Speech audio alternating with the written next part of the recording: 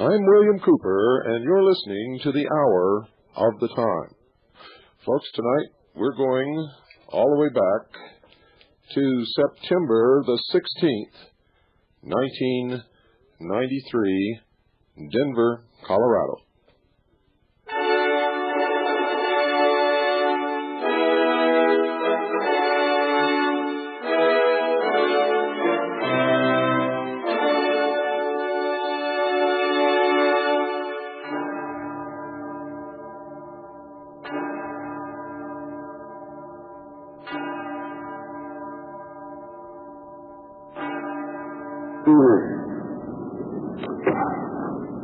A nation or a world of people who will not use their intelligence are no better than animals who do not have intelligence. Such people, ladies and gentlemen, are stakes on the table, beasts of burden by choice and consent.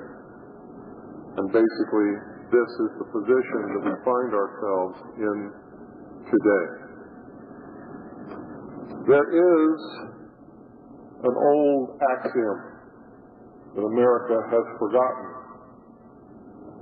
And basically, without going into the Latin, it is, let the buyer beware.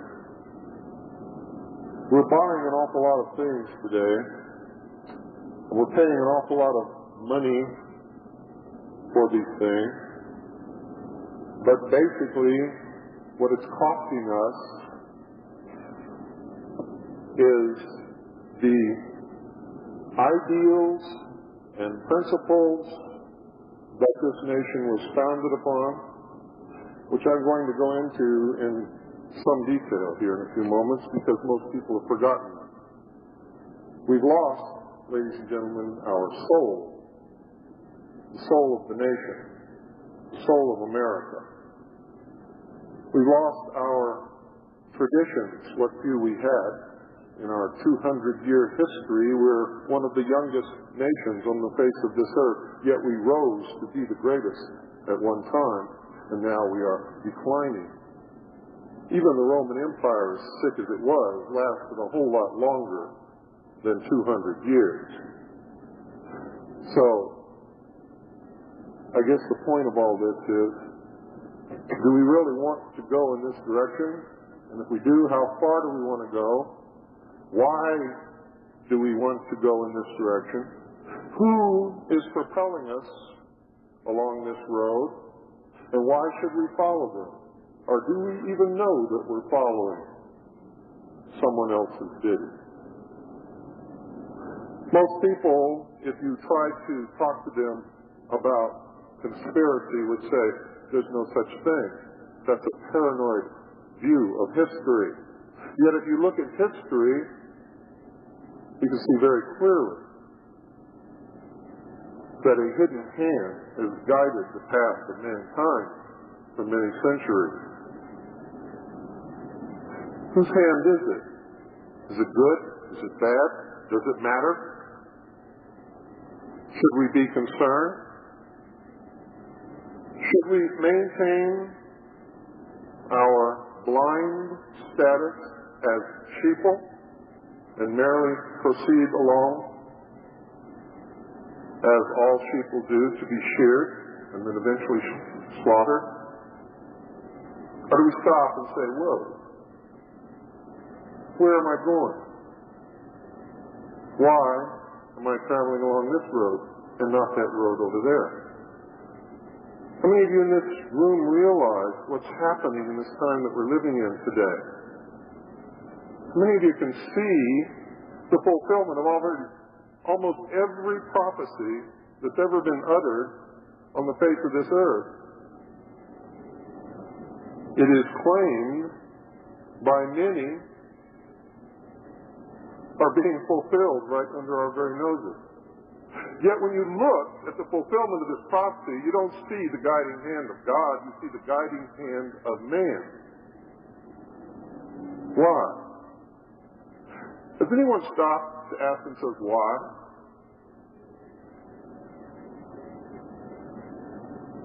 Did anyone really look at how this prophecy is being fulfilled?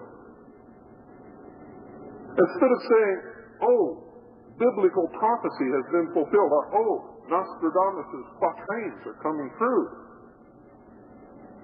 Have you ever stopped to look and see how it is coming true? Who is bringing it to pass into the world? And why? And what are their motives? What is their agenda? Why are they doing this?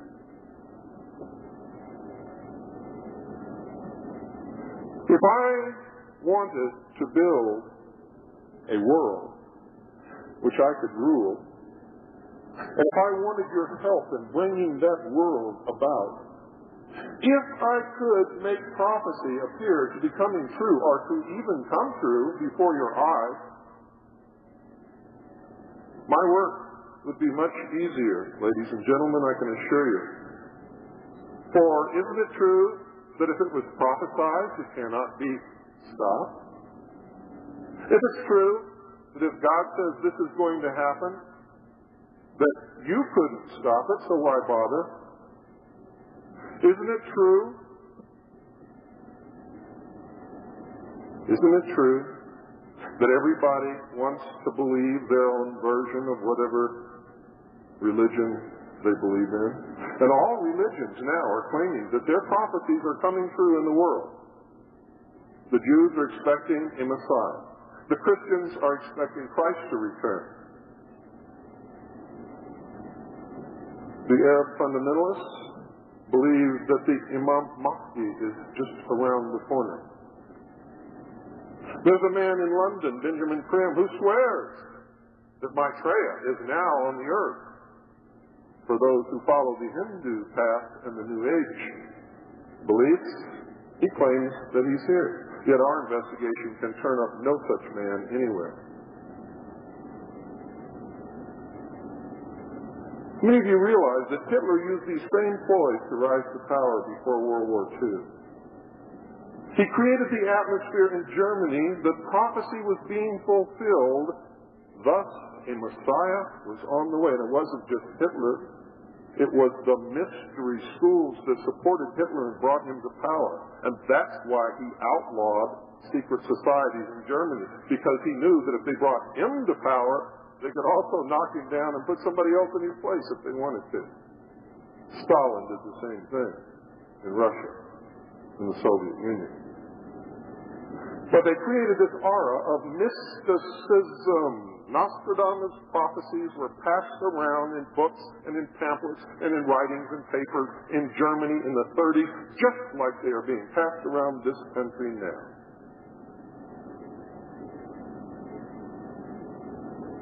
The Christians were saying, because of the death and destruction in World War I, Jesus was coming any moment. Well, they got their Messiah, ladies and gentlemen. Hitler was their Messiah. Hitler rose to power on this wave of expectation of the fulfillment of prophecy, and he took the place of Jesus Christ. He took the place of the Imam Mahdi. He took the place of the Jewish Messiah. He took the place of the Hindu Maitreya, and he became the savior of the world in the eyes of Germany. Is the same thing happening here?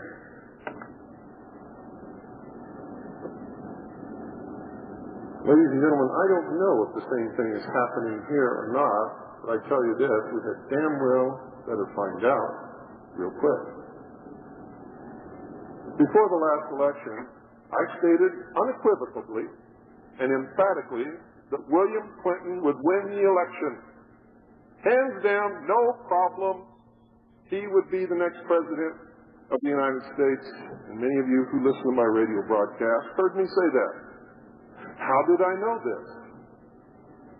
Because it wasn't a guess. And I didn't say he might become president of the United States. I said he will be the president of the United States, and he is, isn't he? Am I psychic? Am I the Messiah? No. No. I knew that Bill Clinton was going to be the president of the United States for two reasons. Number one, the Bilderberg Group, when they met in Baden-Baden, Germany in 1991, said that he would be. And they are the most powerful men in the world today. And if they said Bill Clinton was going to be president, he was going to be president unless somebody killed him. And number two, George Bush did not run. He did not run. And when he finally got up, went around, made a few speeches, it was token. You see, when the Bilderberg Group told Bill Clinton he was going to be the next president of the United States, that's the same as telling George Bush, you're not going to be. So George Bush didn't even bother to run. When you understand who the players are, it's not hard to predict future world events. When you understand that the players for years have been writing papers and books and pamphlets predicting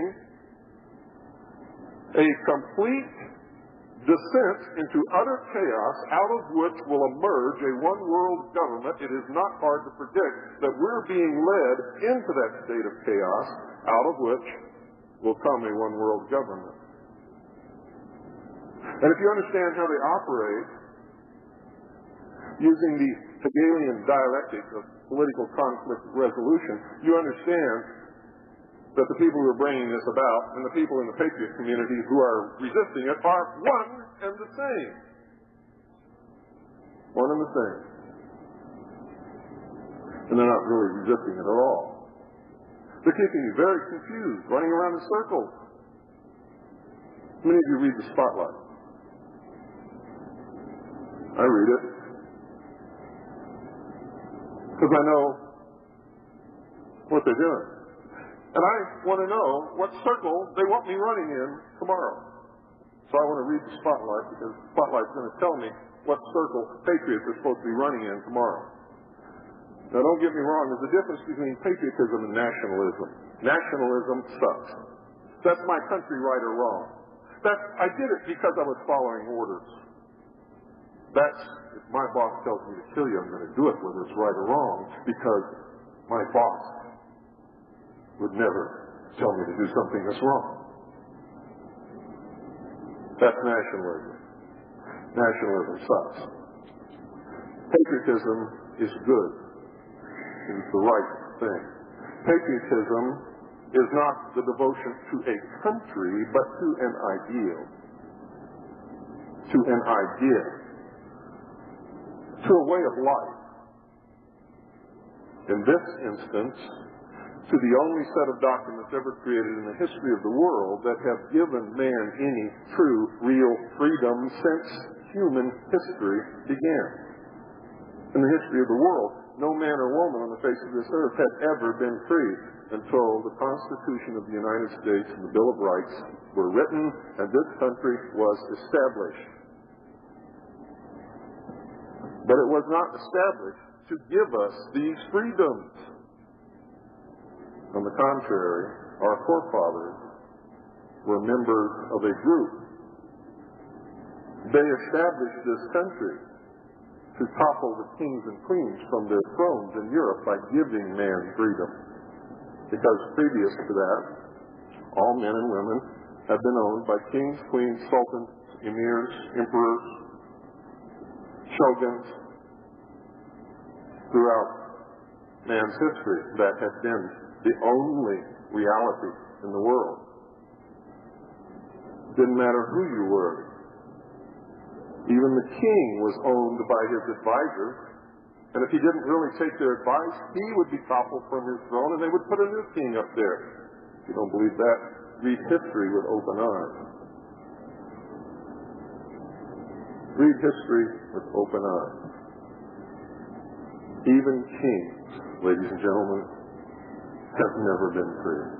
With the establishment of this nation, it created a country which had a government which was literally the servant of the citizenry who were sovereign kings and queens in their own right for the first time in history. Now we're letting that slip away.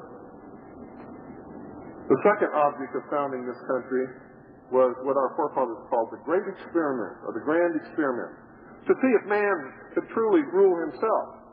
And they knew the answer already. They knew that man could not. History had shown them that. History had shown that any move toward democracy ended in total chaos.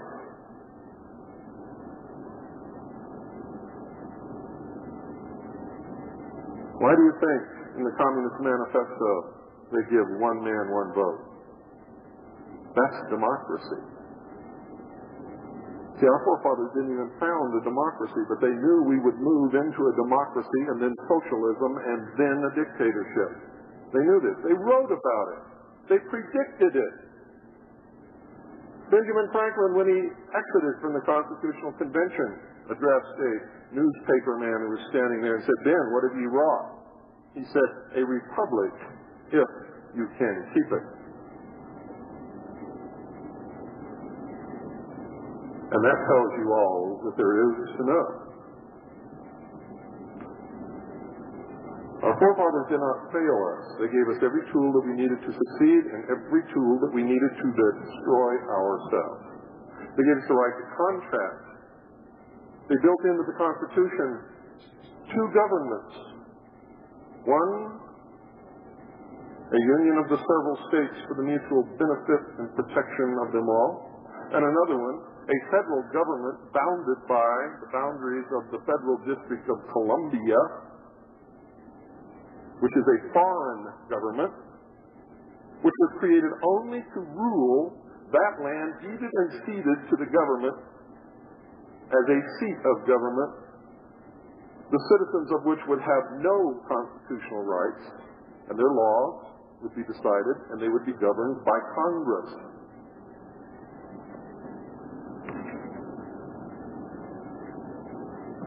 They knew this. They knew that man spends the first 20 years of his life trying to become an adult and be responsible and reach the point where he can sign his name and make a contract without having to ask someone else. And then he spends the rest of his life trying to crawl back into the womb.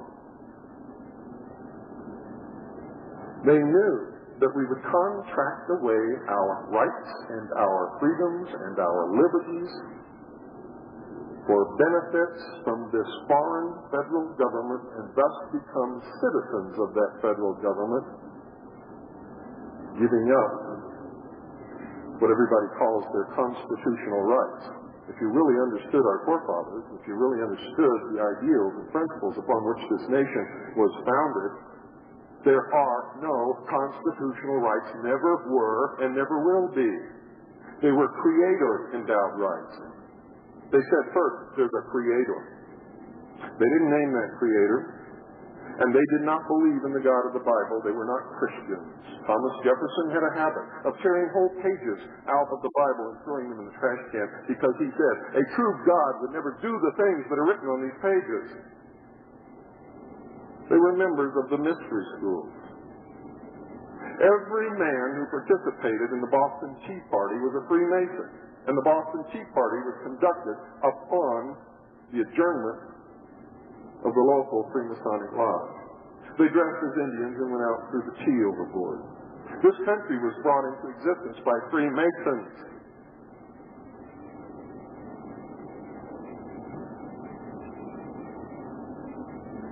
Members of the Order of the Rose Cross. Members, some of them, of an order called the Illuminati. are Jacobites. Some of them were members of the Knights of Malta, the Knights Templar, and many others.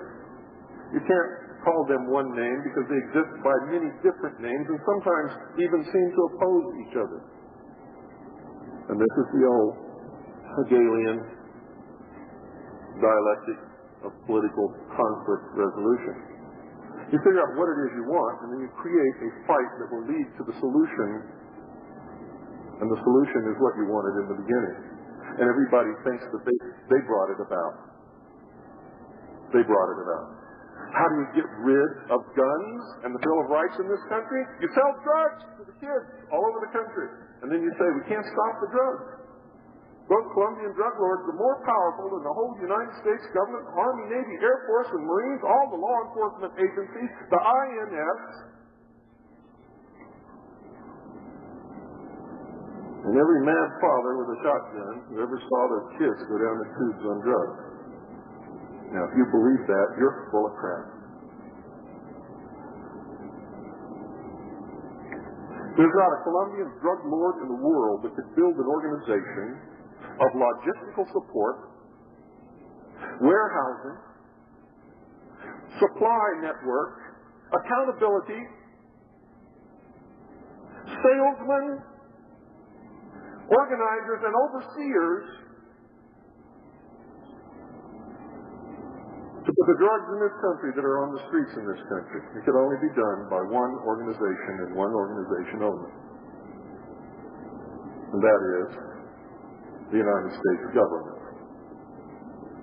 And that's exactly who is doing it. Why? Folks, this dream of a one-world government is not new. George Bush didn't invent the term New World Order. Neither did he invent the term the 1,000 Points of Light. Aleister Crowley talks about the 1,000 Points of Light. Hitler mentioned the 1,000 Lights. They all talk about the 1,000 years of peace. These things are not new. They're as old as man, as old as the philosophers of fire, as old as the priesthood, as old as the group that has always stood behind the throne and manipulated the world.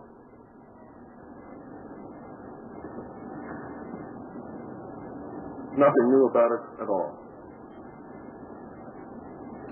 Albert Pike wrote about the bringing about of 3 world wars.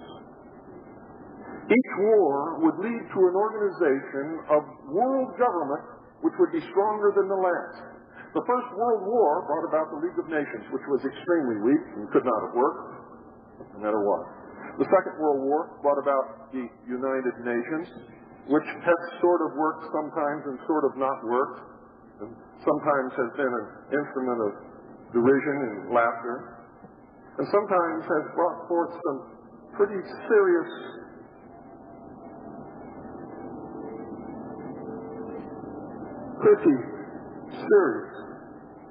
events. Now we see the United Nations taking on a greater and greater role in what happens in the world. But no one is going to accept the rule of the United Nations without some terrible cataclysmic disaster which is looming on the horizon. We're all being prepared for it, which will either be World War III or will take the place of it. And it could be one of many different things. It could be an imminent announcement of contact with an extraterrestrial race from another planet. Whether they exist or not, understand what I'm saying. It could be a total economic collapse of all of the world's economic systems. And believe me, that is probably the greatest reality that exists right at this moment, that is looming simply because of our economic system. It's unsound. It doesn't work. We're paying back money that never existed along with interest that was never created, which has to lead to a collapse because the money doesn't exist. Therefore, the interest can't be repaid without more borrowing. If you don't go out and borrow money tomorrow, the economy is going to fail.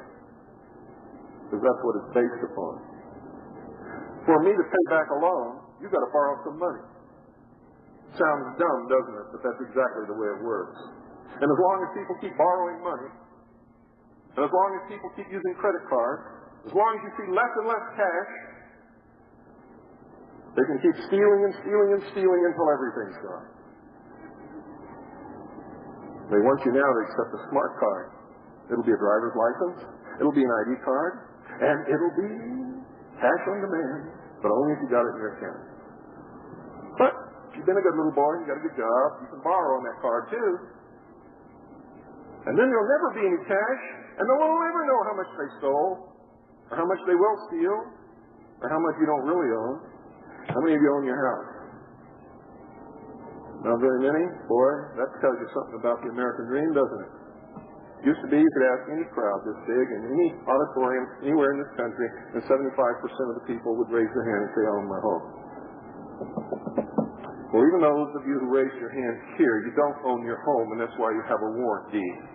It warrants that a deed exists, but you don't have it. If you really owned your home, you would have a patent deed, a patent allodial title to your home and your land. If you don't believe that, go look up the terms in any law book and see if I'm not right. How many of you own your car? You got a certificate of title. You don't have a title. It certifies that a title exists, but you don't have it.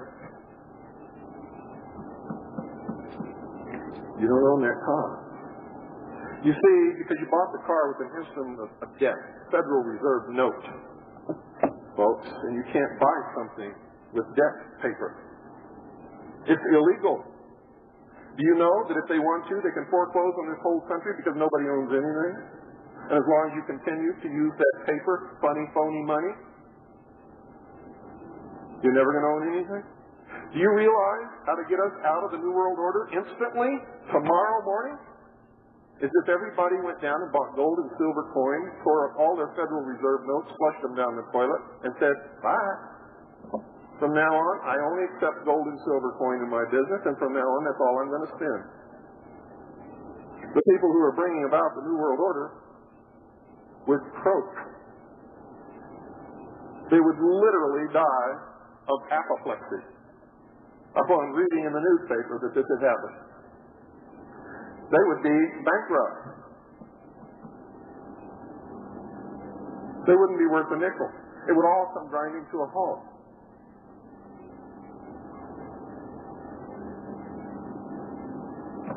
Haven't you ever wondered why, if you elect a Republican, the same thing happens as if you elected a Democrat? It doesn't make any difference, does it? That's because you don't choose. You don't choose. You're given a choice, both theirs. And you run out and vote, a vote that doesn't even count. Because the myth of the popular vote in this country is such a joke that every election time, I roll on the floor with laughter. Everybody's waiting up late to see the election results that don't even matter. As if it does. And this last election was the greatest of all.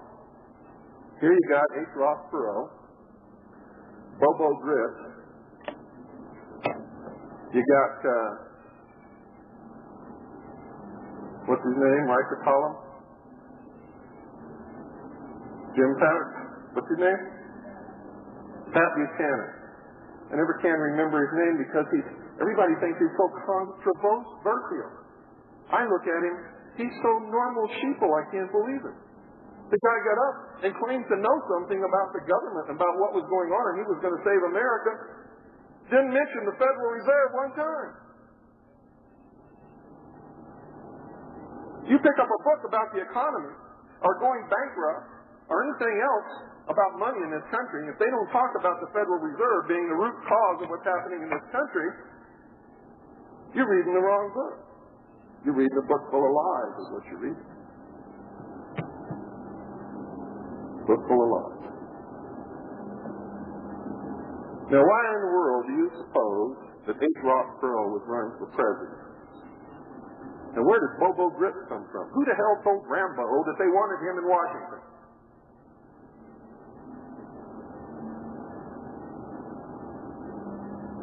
You see, Bill Clinton had to be elected. And what did they all do? They shattered any concept of what could be called a conservative vote in this country. And they ensured that Bill Clinton was elected. And people are following H. Ross Perot around right now, saying he's the savior of our country. He's going to be the next president. Well, I tell you what, if he is, the Constitution's going right out the window on the first train out of Washington. Perot will go in, the Constitution will go out. How many months has he been telling us? When he first told us, finally, what he stood for, you know what he said?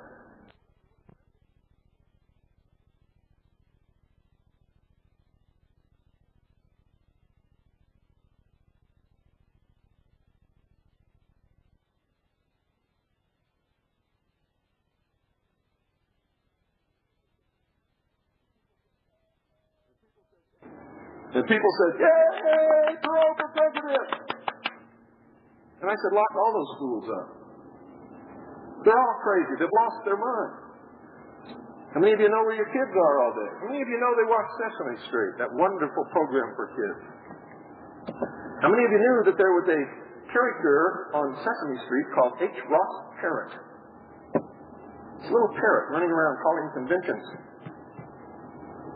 Calling conventions. We need a constitutional convention, kids, because our Constitution is old and out of date. It doesn't work anymore. How many of you knew that? The next generation is being trained now to scrap the Constitution.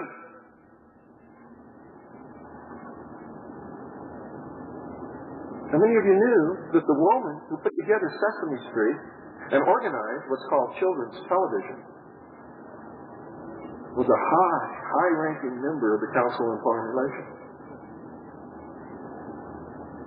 whose goal is to bring about a one-world government upon the dissolution of the sovereignty of nations of the world. And they've made no secret of it. Folks, this started out many, many years ago as a conspiracy. It's not anymore. It's right out in the open. Anyone who has eyes that can see and ears that can hear can see it at work all around them. So most people are blind. Most people are so blind they made a movie called They Live and threw it out to you guys, telling you the truth about what was going on, and you all watched the movie and thought it was about an alien invasion. They were telling you about themselves. And in the movie, if you put on a pair of glasses, a special pair of glasses, you could see the aliens who looked like humans without the glasses on. But you put the glasses on, you could see them. And they were everywhere. And they were at work building the new alien world order. And they even called us cattle. Remember that? Did you see the movie? They even called us cattle. Those of us who weren't part of the alien force. And when you put on the glasses, you could even see the billboards had alien messages on them. And names of corporations. And that's the truth in the world today, because they talk in symbology, and the billboards and the newspapers and the names of corporations are full of it. All the old gods are returning. Mazda, Saturn. Should I go on? The Texaco star with the cow cross in the middle. The mysteries are bringing back all the old gods, and all the new gods are going to fly out the window. They're destroying us from within, ladies and gentlemen. The enemy's not out there, and it's not out there. There may be 2 or 3 sitting in this room. But I don't have those special glasses. But sometimes they display their signs and signals. I can see them.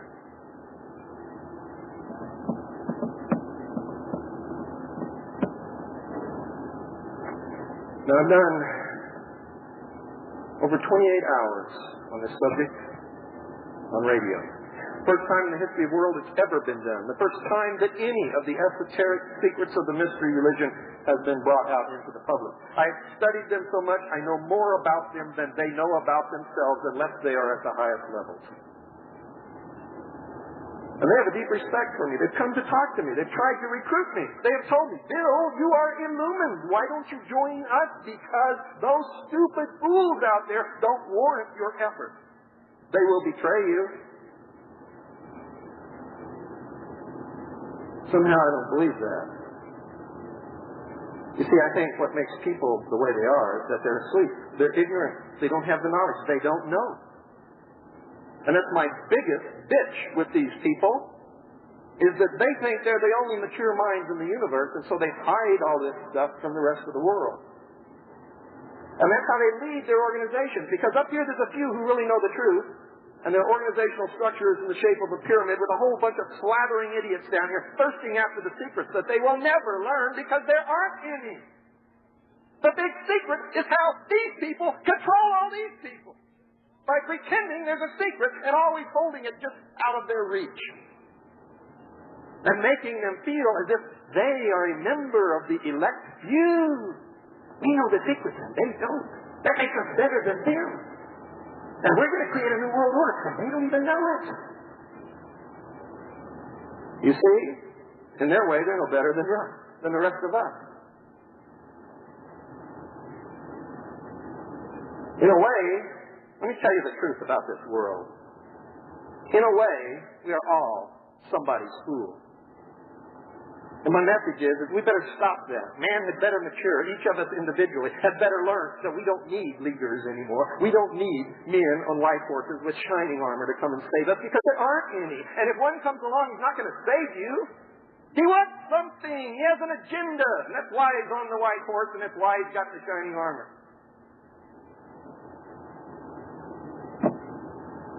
Franklin Delano Roosevelt, a 33rd degree Freemason, took this country in his first step into socialism. When he died, Harry Truman, another 33rd degree Freemason, created the National Security Act and built a curtain of secrecy over the intelligence community. He created the CIA, brought in the entire German Gestapo with the help of Alan Welch Dulles, and made it an organization of the mystery. And they've been working ever since to fulfill the agreement, the treaty known as the United Nations Treaty, and the law known as the United Nations Participation Act, and the Disarmament Act. And their goal is to destroy the sovereignty of all nations on this earth and bring about a one-world totalitarian socialist government based upon the planks known as the Communist Manifesto written by Karl Marx. If you don't believe that, read all the books that Henry Kissinger has written. Read all the books that Zbigniew Brzezinski has written. Read what Margaret Thatcher has warned the world about. Read Operation Paperclip.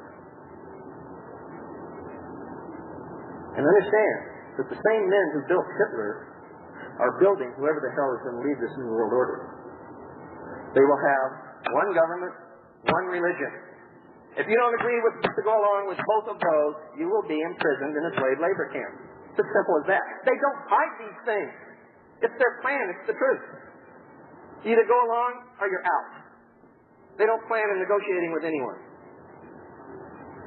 The only obstacle that remains in their way, ladies and gentlemen, is the fact that 250 Americans, better be more than that, 250 million Americans own weapons. The day that 250 million Americans give up their weapons will be the day that the New World Order becomes a reality and the United States of America becomes history. If it is even found in the history books, because they rewrite history on a regular basis. And if you don't believe that, go get the history books out of your local school that your children are being taught from and read them. In Arizona, we found one that said that Harry Truman solved the Korean problem with the use of an atomic weapon. We think that's funny. The children didn't know better. They believed it. And that wasn't all that we found in those books. We took them out of our schools. But the same books can be found in Colorado. They can be found in many other states. If you just look. If you just look. My message is that we need to get smart. We need to be the arbiters of the truth. We need to quit listening to and believing everybody that's telling us what to do and what to believe, and start looking for the truth for ourselves. The first thing that you will learn if you ever listen to my radio show is I don't want you to believe a thing that I tell you on that broadcast. But also I don't want you to believe what Dan Rather tells you, our Bill Clinton, our Pope, or your own mother. I want you to learn to get off your dead butt, and that applies to most of you, and start searching for the real truth, and don't accept anything other than your own findings. And make sure that your own findings are real. Because so much disinformation and lies are being tossed out to us like so many scraps of meat to a dog that it's easy to continue to go around in the little cul-de-sacs, the lost whirlpools and eddies of the rivers of life, and never make it to a real life. To a real life. One thing I discovered in this world, ladies and gentlemen, is that you cannot live.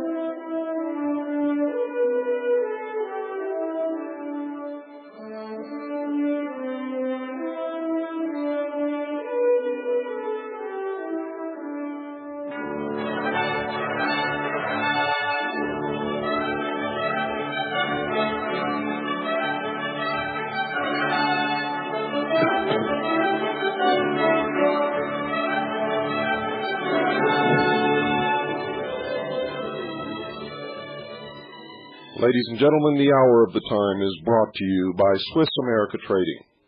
If you are concerned about the future, if you care about your family, if you want to be protected in the economic trauma that is sure to come, then you need to call Swiss America Trading. Be sure and thank them for sponsoring the hour of the time, for without them you probably would not have heard tonight's broadcast, or last night's, or tomorrow night's, or next week's.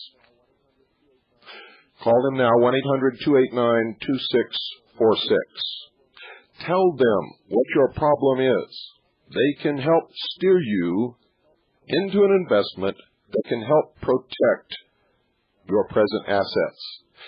Now, I'm not telling you, ladies and gentlemen, to call Swiss America Trading on the hopes that you're going to make a big killing in precious metals.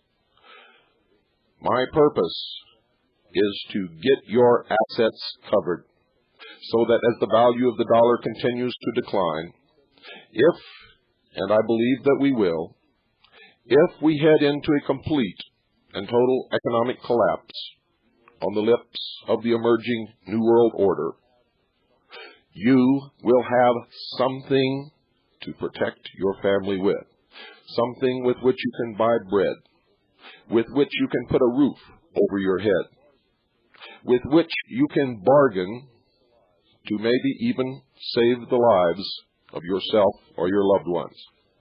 Call Swiss America Trading now, 1-800-289-2646. That's 1-800-289-2646. Thank them for sponsoring the hour of the time. Mention my name, William Cooper, and ask for all of the literature and newsletters that you're entitled to as a listener to the hour of the time. Call now, 1-800-289-2646. That's 1-800-289-2646. You'll be glad that you did.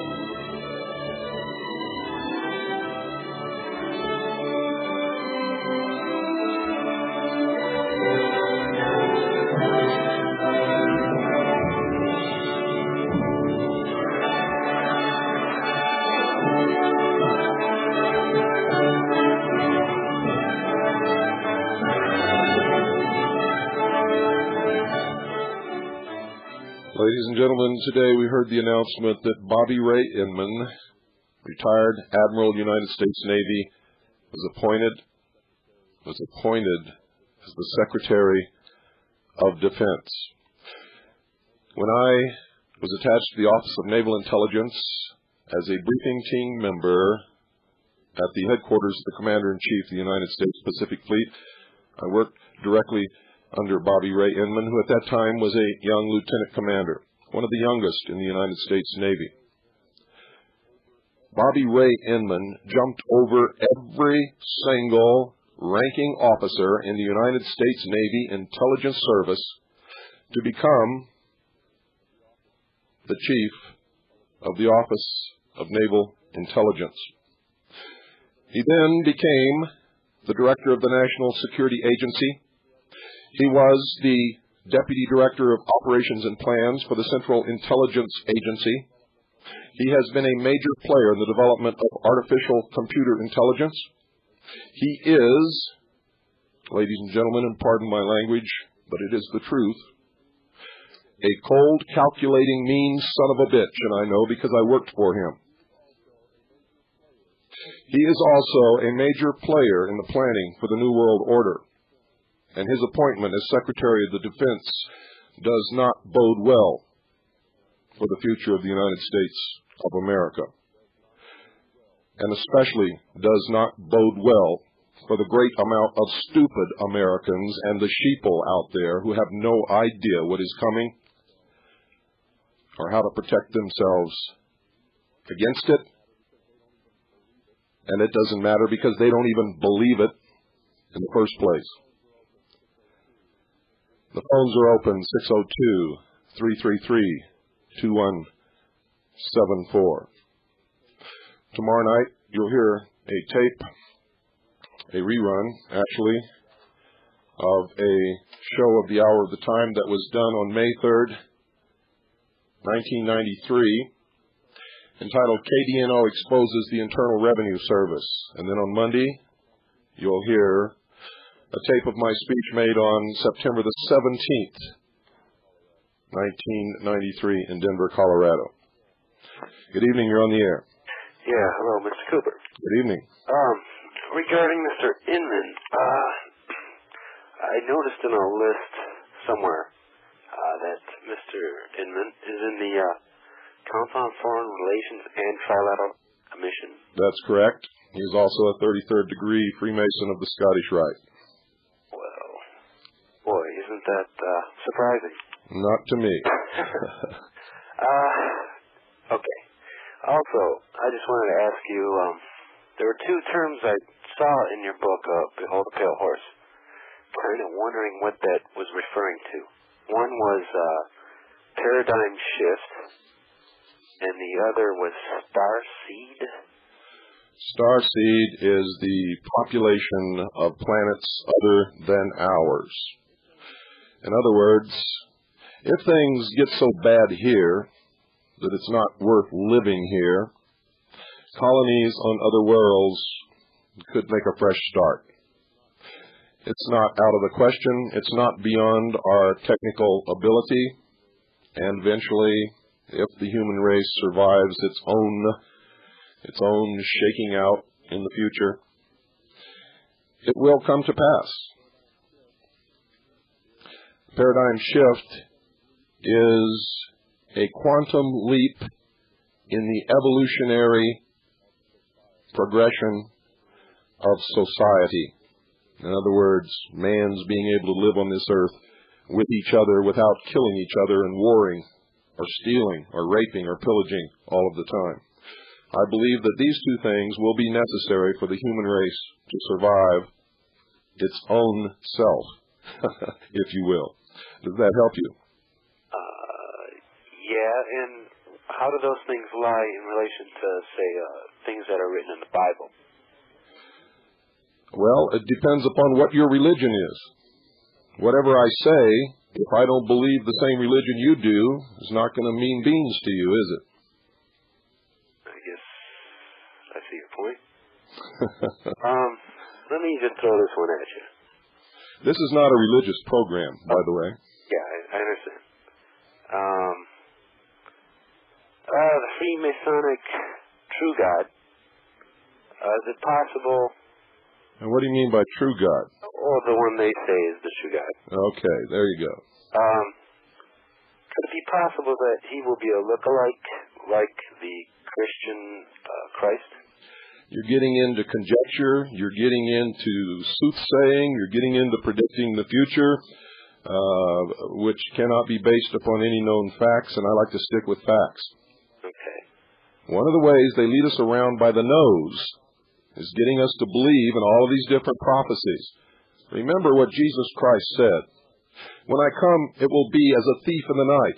You shall not know the day, nor the hour, nor the week, or the month. One of those two is either week or month. Okay. Boy, I could go on and on with that kind of... Well, this is not a religious program, and I prefer not to even get into it. You're free to worship at the altar of your choice, and so am I.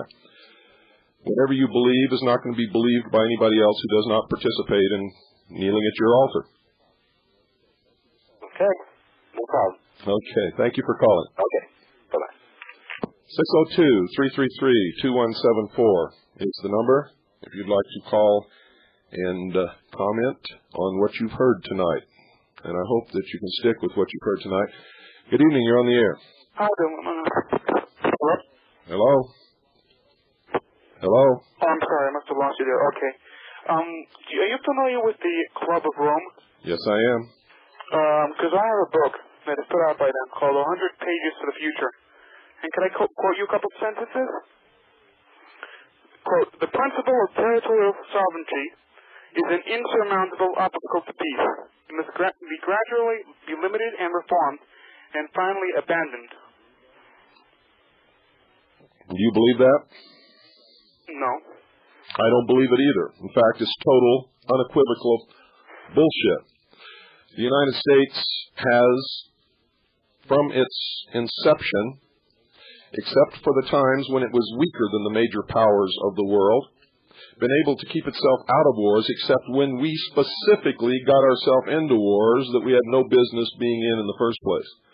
We've always been stronger than the other nations of the world. Once we achieved that level of strength, no nation in the world ever had the intention or the balls to attack the United States of America. Another thing. The truth is that Mao Zedong, when he said that all power emanates from the barrel of a gun, is the overriding reality of the world. There will never be any peace unless a peace-loving people become stronger than anyone who would wage war against them and maintain that strength. And that includes the American people against their own government should it ever become oppressive. Americans must remain armed and must keep the ideals and principles that have made man free in this country foremost in their mind and be able to go to the mat, or they're going to be slaves. I see, that's right. Another thing I found that I was reading Martin Short's book on Freemasonry, and one of the things he talks about a symbol, which is a triangle. Yes. And the word Baal is written around it in Hebrew. Yes. Well, if what he says in the book is right, it is misspelled. And I think I know why. Because with the incorrect spelling, the numerical value of the Hebrew letters adds up to 33. That's correct. And it's not just Baal, it's Jabulon. That's right. And the Baal is the middle of it. Which is Jehovah, Baal, and On. On is another name for the Egyptian god Osiris. It's a bit bizarre, if you ask me. And I'm just going to ask you a question, then hang up and listen to the rest. What parts of NAFTA should I look at, which are very important? You can't just look at part of it. Read the whole thing. Well, it's quite a bit. It's a big document there. I mean, nothing in this world worth doing is easy. That's true. If you're not willing to read it all, you're not going to understand what it's all about. They hide things amidst a whole bunch of words in places that you would never think to look. Mm-hmm. And the only way you dig out what they're up to is to read every word, every sentence, and wherever you find something that you don't understand the meaning of, you must pursue it until you understand the meaning of those words. Uh-huh. Nothing worth doing is ever easy. And that's why there's so many sheeple in the world. Human beings usually take the easy way out. I guess he just hung up. I must have made him mad. Folks, I'm not here to stroke you.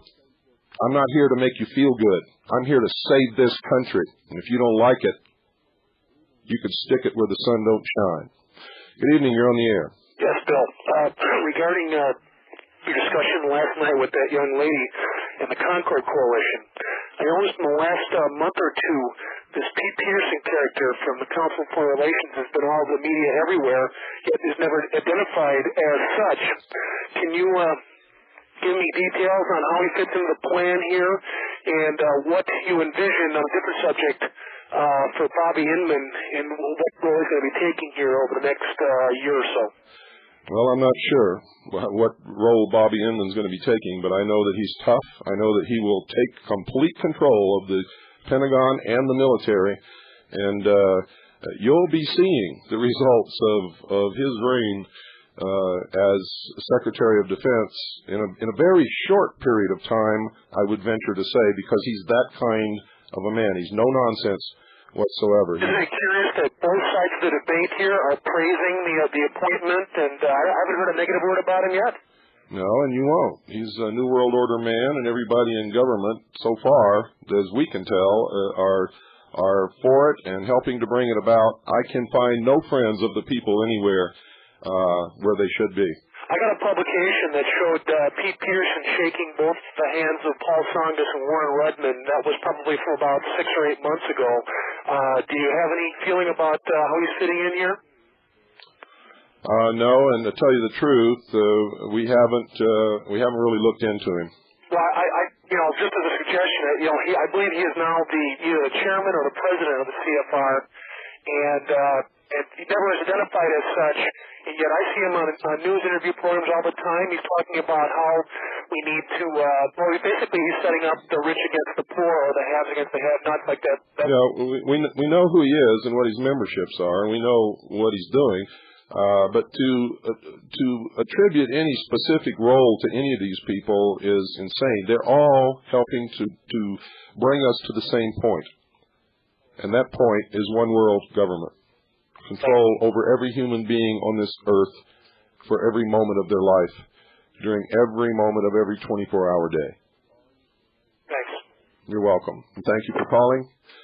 And ladies and gentlemen, that's it for another edition of the Hour of the Time. Good night, and God bless you all.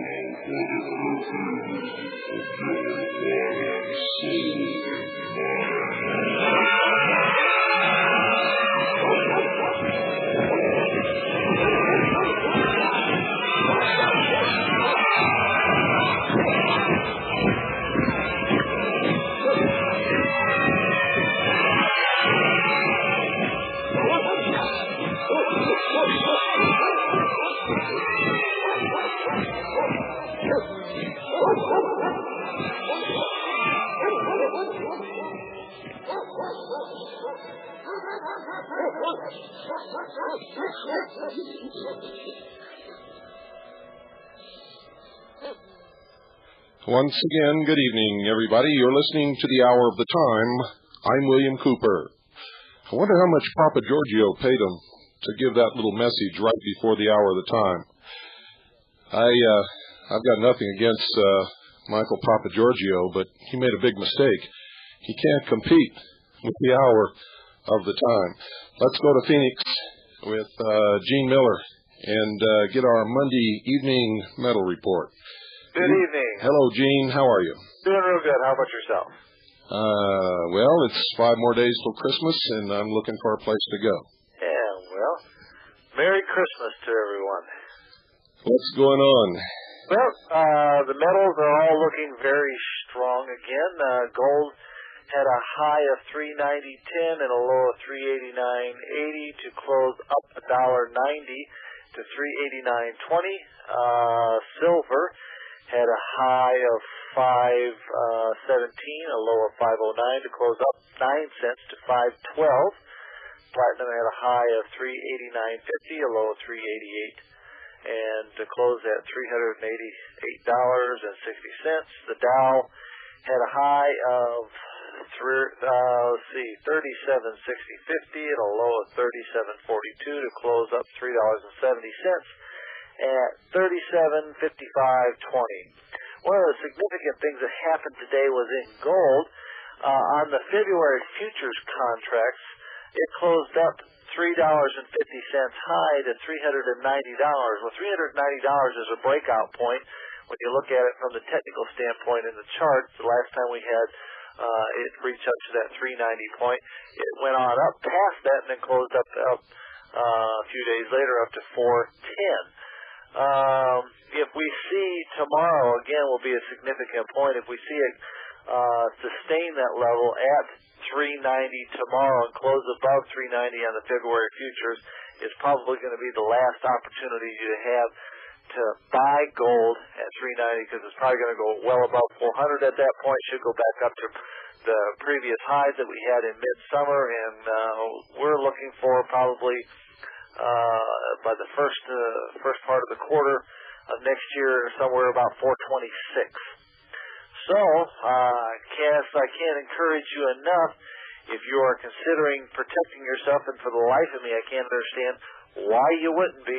One of the things I found interesting today, and I for lack of just walked off and didn't get the name of the organization, but there's an outfit in Texas that's gathering signatures, and maybe you know who it is, Bill, but they're gathering signatures to impeach Mr. Clinton. In fact, they got like 12 million signatures in this outfit. As fast as they can hand out these lists, they're getting filled up.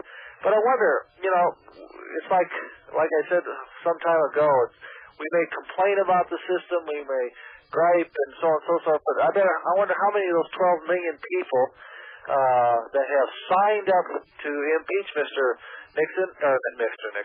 Clinton, and I'm sure there's probably listening even tonight. I wonder how many of them have actually put their money where their mouth is and stop supporting the system and just gone blindlessly along, just keep pumping their money into. You really want to do something? Pull your money out of their system. Quit supporting their system. Whether you buy gold from me or you buy from somebody else, hey, I hope you do business with us. I truly believe that we're the strongest and the best. But the point is, there are countless. I mean, I talk to them all the time. Hundreds and hundreds and hundreds of people that just keep complaining about it, but they don't do nothing about it. They don't do something to change what's going on. And griping and complaining, it may serve some purpose, but it really doesn't change anything. Bah. Yeah, there you go. There you go. Also, I found an interesting, just a fact or whatever. The government by and large in the media says, we don't have any inflation. There's no inflation in America. Yet the two most inflationary metals that we have, both gold and silver. Silver has gone up 45% this year. Gold has gone up over 20% this year. And yet they say there's no inflation. I guess I beg to differ. Either they're lying or it's just been a big hoax. But the fact of the matter is gold and silver are going up. And if you look at the cycles that happened back in 76 through 80, where we remember the double-digit inflation, during that period, during the initial phases when Mr. Carter came in there and he began to start the same process of tax and spend, it didn't just happen immediately overnight. We saw general kind of slow moves in the gold and silver market at first, but then it was the last half of his administration where there's this, you catch up and you make up for this lag time between the time that they initiate taxes and then finally we feel the effects of it. We've raised taxes in our country. They did something extremely unconstitutional. They even made it retroactive to the first of the year. Well, I mean, that's totally against anything that our Constitution allows, and yet won't be all these millions of people that are listening tonight are going to step right up to the pump and pay more taxes. And when they finally do, it's going to dawn on them that the inflation is going to be coming back like a roaring lion, and all of a sudden, boom, they're going to be stuck in the cycle of it. Folks, if you're going to do something, here we're getting into the end of the year. Most people are trying to get their portfolios all settled and taken care of. Take advantage of the prices as low as they are right now, because I think they're going to be going a lot higher. Yep. Several months ago, Greenspan began preparing the public in a hearing in front of Congress. He said that they would not be able to hold back inflation much longer. And you're going to see it very quickly. You're going to see some pretty hard economic times, is what the CAGI economists, who are always inputting the information here so that we can analyze it, they're telling us that we're headed for real hard economic times in the near future. I believe you're right, Bill. All I can do is encourage your listeners to call me tomorrow or one of my other senior brokers. We do have some free literature. We'll get you educated as to how this is done, what you should do, and then I guess the bottom line, the choices are nobody's going to come to your door and take your money. Okay, you have to make that decision. Hey, I'm going to either support this system or I'm not. Either I'm going to protect my family or I'm not. And I guess I feel sorry for those that don't, because when this all comes unraveled, I think it's gonna make the 29 depression look like a picnic. Well, the same thing's happening with the stock market that happened back then. The stock market keeps going up and up and up and up for no reason. None of those companies are worth what their stock is selling for. The market is so inflated that all of the money exists on paper. If you were to take any one of those companies and sell them today, you would not be able probably to pay 10 cents on the dollar for the value of the stock. In fact, I think it would be much lower than that. Exactly. Here's something from R.E. McMaster. Says cash reserves in institutional stock portfolios have fallen to 3.7%, the lowest in 14 years.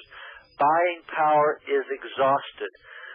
Moreover, the $3 billion increase in margin debt in stocks in November is the largest since September 1987. I think we remember what happened shortly after that. It says another crash, ? The put-call ratio in stocks is bearish. The advanced decline ratio is bearish. It says monitor December 20th through the 24th and the January 11th for a significant stock market turning point. I concur. Call us tomorrow. Call us tonight. The number is 1-800-289-2646, 1-800-BUY-COIN. For those that are out of the country, if you still can't get through on the 800 number, call us 602-953-6000. You call me collect. Call collect if you have to, but make the call. get the information, find out what's going on, find out what you can do, get informed, and then take action. It's like, you know, if I had somebody breaking into my house and I knew how to use my gun to protect myself, and I just looked at it and let my family get killed or robbed or beaten, I'd be well, according to the Bible, I'd be worse than an infidel.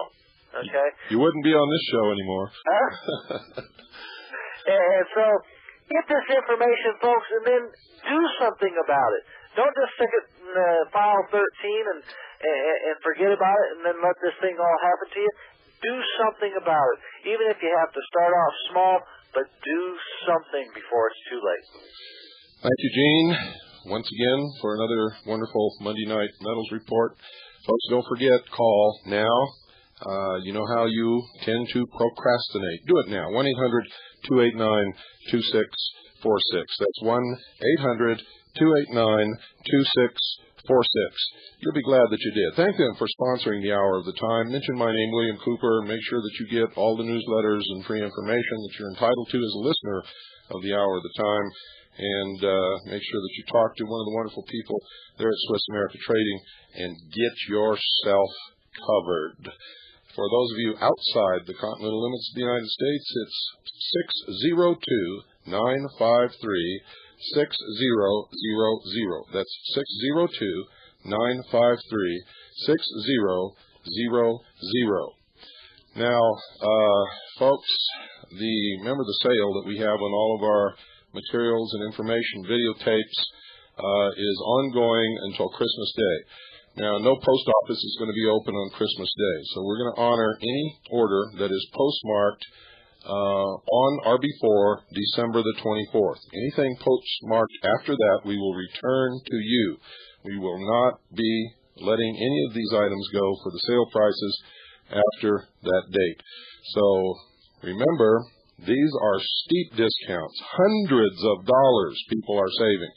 And quite a few people have taken advantage of this. Make sure that you get on it, too, because we're not going to repeat this.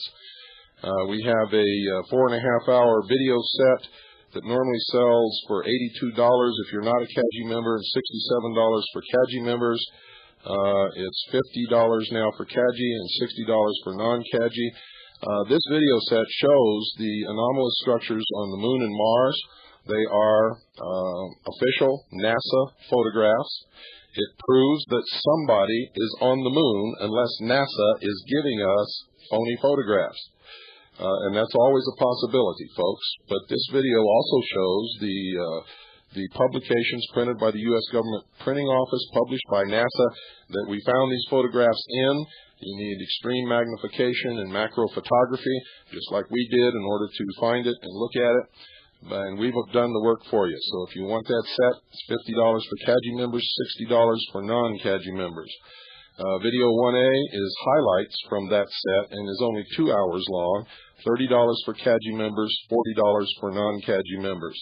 Video 2 is a 4-hour lecture that I did on the New World Order. I believe it was in San Diego in September of 1991.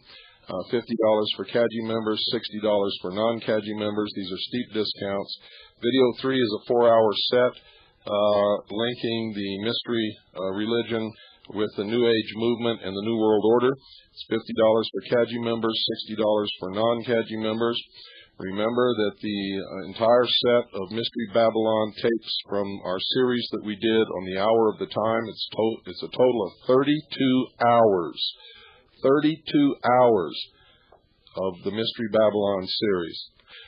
Normally, folks, it's about $240 for non-CAGI members and about $180 for CAGI members, and that's before we added the other 2 tapes to it. Right now, they're on sale for $100 for CAGI members, $150 for non-CAGI members. Now, take advantage of this. The book is not on sale. The book, if you'd like the Behold a Pale Horse, 500 pages of the most suppressed, most well-documented suppressed information ever published in the history of the world. That's $25 post-paid for CAGI members, $30 post-paid for non-CAGI members. Now, these prices are for people within the continental United States. If you're outside the continental United States, call Carolyn during the daytime, and she'll give you the postage that you need to send, or she'll find out what the postage is that you need to send on top of these prices. The address where you can send your orders is CAJI, C-A-J-I, P.O. Box 1420, Sholo, spelled S-H-O-W-L-O-W, Arizona, 85901. That's CAJI, P.O. Box 1420, Sholo, Arizona, 85901. If you'd like to call Carolyn here at the Research Center anytime during the daytime hours, please don't call her real early in the morning or real late at night. She has to rest just like everybody else. And heaven help you if you call in the middle of the night. The number is 602-333-5174. 602-333-5174. Our fax number is the same as the call-in number for the radio program. The fax number is 602-333-2174. When we're on the air, you cannot send a fax. When we're not on the air, you cannot call it with voice because it's only fax. Now remember that, folks. And also, beginning tomorrow night, we're going to be airing reruns for a while. Because we all need a vacation here, we're going to finish out the Mystery Babylon series. Beginning where we left off, tomorrow night will be Mystery Babylon number 22, and it'll go all the way up to January 3rd, where it will end with Mystery Babylon number 30. And then from January 4th through January the 10th will be some of the best tapes that we've aired, including Creator Endowed Rights, The Living Constitution, The Ozone Hoax, The Ozone Hoax Part 2, and Darlene Sherrill on fluoridation. I will be back in studio live on January the 10th, and during that week, in the first week in January, I will be in Las Vegas filming and investigating the Luxor Hotel, and we'll bring back tons and tons of information.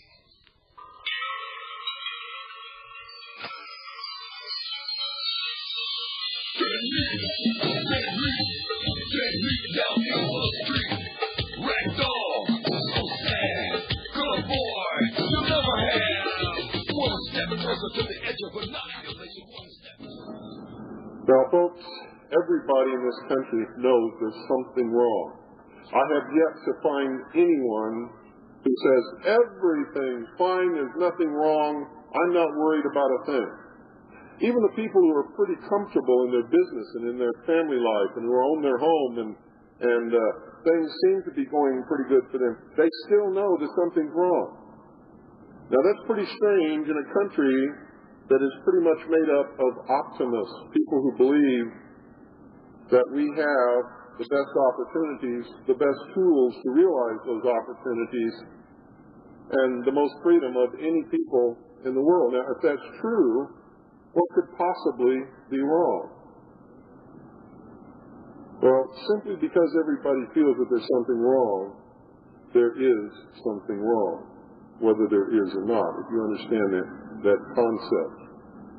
Whether there's a God or not, if 18 million people believe there's a God, then there's a God for those 18 million people, and those 18 million people who believe in that God are going to affect the rest of the people who live in this world. So I hope you understand that principle, that even if something doesn't exist, if enough people believe in it for all practical purposes, it's real. It's real. And you have to understand that. Because what we're dealing with, what is really wrong, ladies and gentlemen, is there is a group of men and women, but the people who make the decisions, I can assure you, are men, in this world who have had a dream for thousands of years. They exist in secret societies. They plan in secret. They exist in a world where there are organizations within organizations within organizations, wheels within wheels within wheels, if you will. And where only the people at the very top in the inner circle, what's called the inner circle, and you will see that sometimes in print. You'll be reading something and they'll talk about the inner circle and you won't know what that means. I know what it means. And from this inner circle, which really understands what's going on and makes the plans, there are concentric circles sprouting out around it. And the farther away you get from the inner circle, the less you know until you reach this outermost circle where we exist, and we are known as the profane. There are the initiates, the adepts, the priests, the illumined, and there are the profane. Now, the profane simply means one who does not know the truth, one who is not an initiate. People stumble around and they deal with things that they don't understand because they're dealing with an esoteric language of symbolism, and they try to make it fit in their exoteric world, and it just will not. For instance, when you read the book of Revelations, you are reading one thing. When they read an entirely different story. You read that 666 is the mark of a man. And without this mark, you cannot buy, sell, own, eat, sleep, do anything. They read it, they see that the initiated are going to rule the world. Those who have experienced the 3 degrees in 6 acts, 666. Their symbol, one of their symbols, I'm going to show you some of the symbology. I'm going to show you how you're fooled on a daily basis into dealing with these people and how they take away your rights, how they take away your dignity, how they take away the sustenance that belongs to all of us on a daily basis.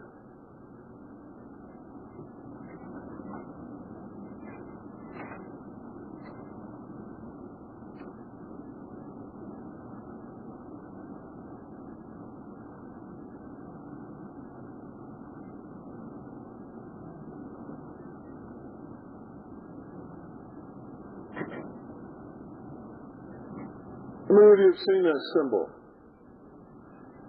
How many of you realize what it means? How many of you are old movie fans? How many of you have seen this in a movie? An old movie. One person out of the whole crowd. There was a movie where this was the ultimate symbol of those who became the rulers of the world.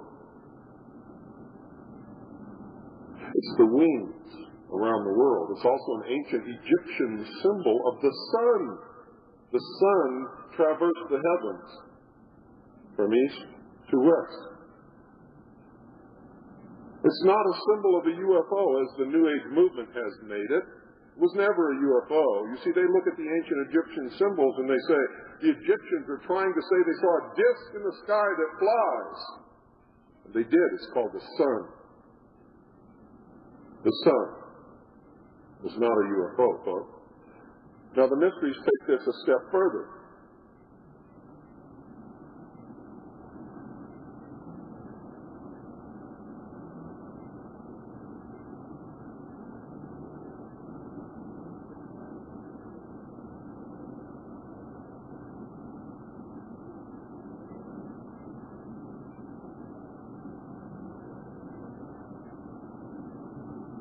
Anybody ever seen that?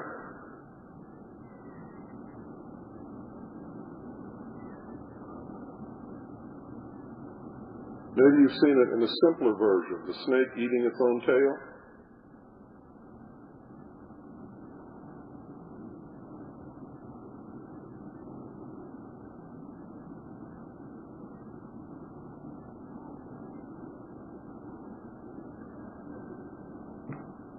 Many of you have seen this.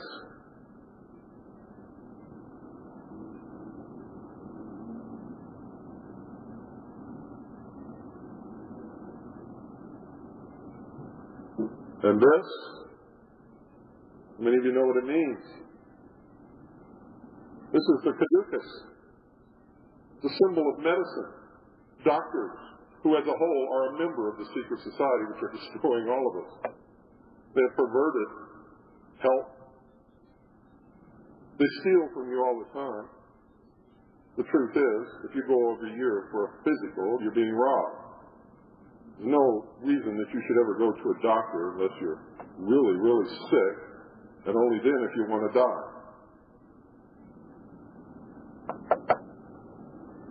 If you don't believe me, look at the real statistics, ladies and gentlemen.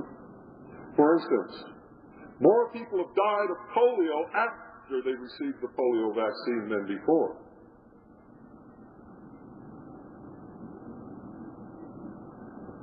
Were you aware of that? Diseases have cycles. They appear out of nowhere.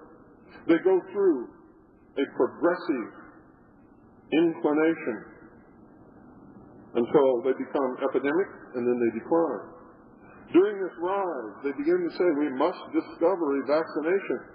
And the disease gets up here, and it starts to decline. They vaccinate people. There's another range of sickness, and then the disease disappears. If they had let the disease go its course, it would have gone up and down and disappeared. That's the natural cycle. It's God's way of controlling population. And every single time they've developed a vaccination for the disease, what has happened? People get sicker instead of getting well.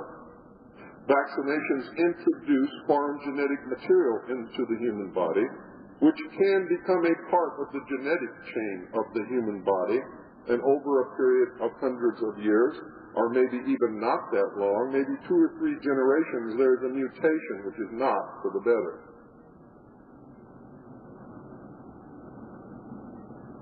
It is not for the better. What else can this tell us? Well, you can see clearly the number 18 there, can't you? 18 is what? 666, isn't it? This is the number of initiation. 18 is the number of initiation. The 3 degrees and 6 acts. It is the Master Mason. It is anyone who calls themselves illumined, who have been through the 3 degrees and 6 acts, no matter which organization they belong to, the Rose-Cross Order, the Freemasons, the Knights Templars, the Sovereign and Military Order of the Knights of Malta, the Knights of the Red Cross of Constantine, the Knights of the Order of St. John of Jerusalem. And they're all the same organization at the highest level. Now, there's something else that you can see here that's extremely important when you look. You see the symbol of the snake. The snake throughout history has been the symbol of wisdom.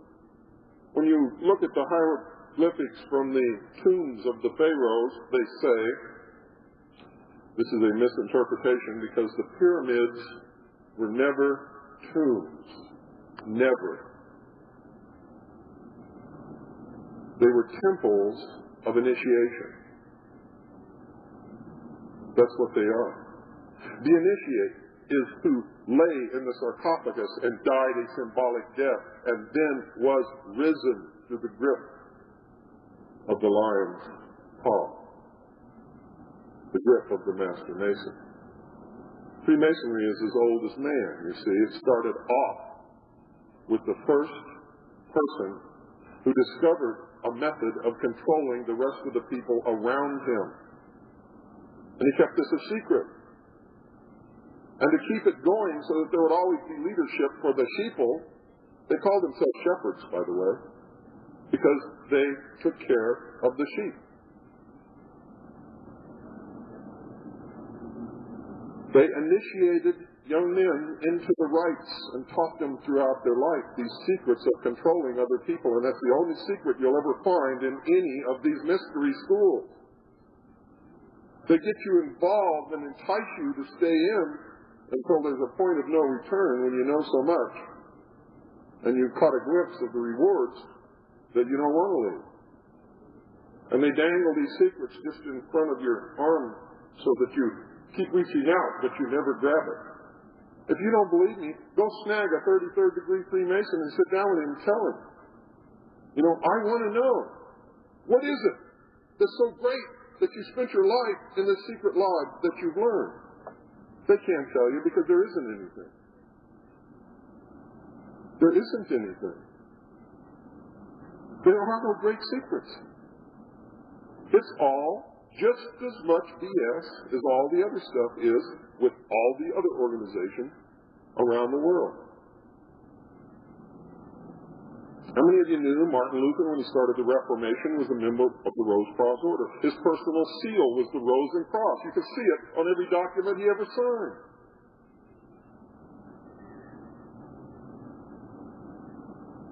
How many of you understood that? You didn't know that, did you?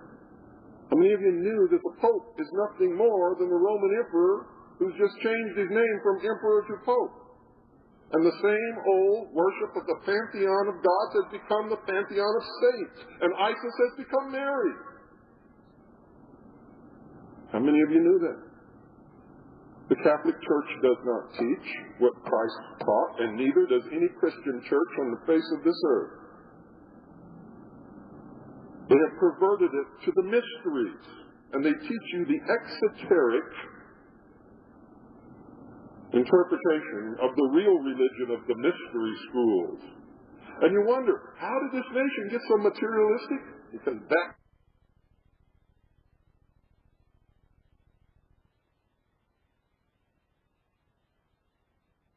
degenerative force, the penis of Osiris, was the part of his body that ISIS could not find. So she made a golden substitute and set it upon the altar of Egypt, and that's what the Egyptians worshipped. That's represented by the rod. The rod is the instrument that the Pharaoh used to control the people. With the rod and the flail.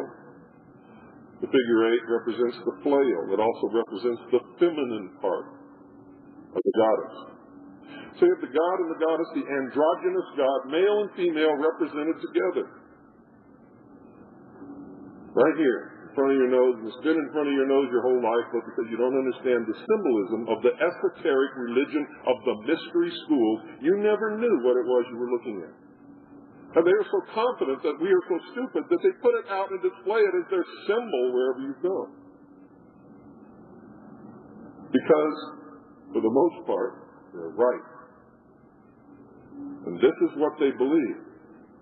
A nation or world of people that will not use their intelligence are no better than animals who do not have intelligence. Such people are beasts of burden and stakes on the table by choice and consent. They believe that if you're stupid enough to let them steal your money, that they deserve your money and you do not. They believe that if you're stupid enough to let them take your land away from you, that they deserve your land and you do not. And in the common law that is rooted firmly as the truth, in that only one person in this world can stand up and preserve your rights, and that's you, even if it means you must fight to the death. That is firmly rooted in the law of the world, the law that sprang from the people of the world as being just.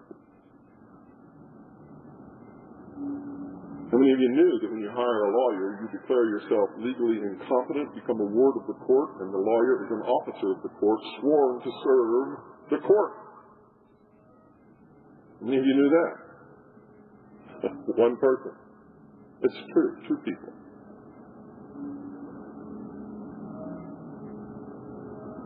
We have a lot to learn, folks.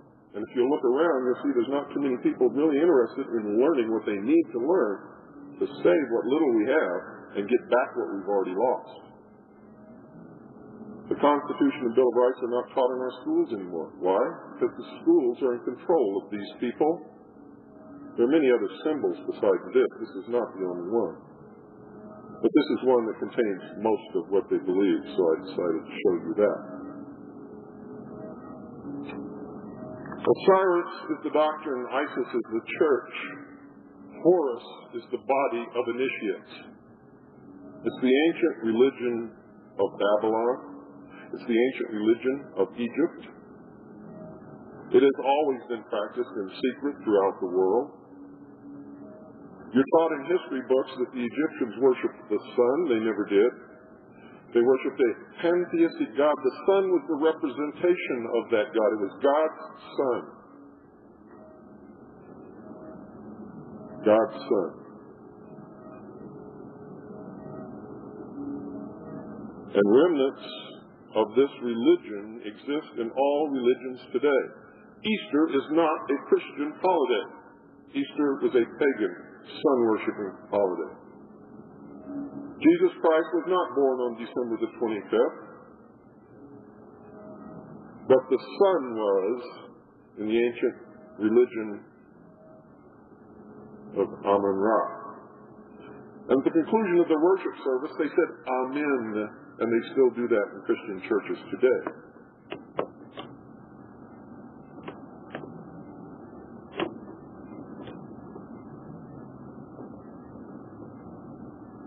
The cross that the Emperor Constantine saw, that he said converted him to Christianity, had nothing to do with Jesus Christ. He was looking at the sun as it was low on the horizon, and he squinted, and he saw this. This is the horizon. Here is the sun. What he saw is this.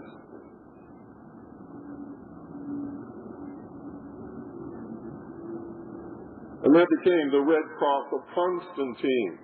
And a whole order of the mystery was formed, called the Knights of the Red Cross of Constantine.